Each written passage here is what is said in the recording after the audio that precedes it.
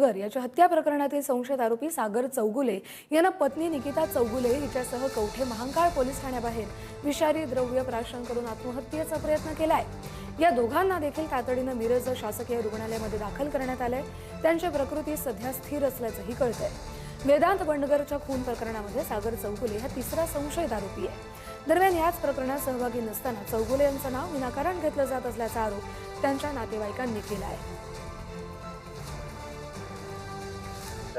बंडगरच्या खून प्रकरणी माझ्या सागर चौगुले भावाला काही दोष नसताना काही राजकीय लोकांनी त्याचं नाव दबावाखाली टाकून विशाल चौगुले या दोघांचं नाव दबावाखाली टाकून त्यांच्यावर प्रेशर येत आहे। त्या अनुषंगाने घेऊन त्यानं सागर चौगुले आणि निकिता चौगुले यांनी विषप्राशन केले आहे। त्या पोलीस स्टेशनला कंटाळून त्यांनी कवठे महांकाळ पोलीस स्टेशनमध्ये त्यांनी विषप्राशन केलेलं आहे। त्याला काय बरं वाईट झालं तर कवठे महांकाळ पोलीस स्टेशन त्याला जबाबदार राहील।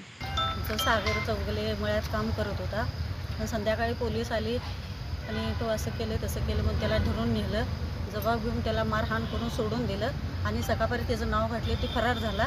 त्याच्या कटाळून ते औषध पेला, शनिवारी घर सोडून गेला तो आणि औषध पेला तो। जरा काय बरं वाईट झालं, आम्ही पण औषध पिऊन घर बाहेर संपवणार आहे। पोलीस स्टेशनला जबाब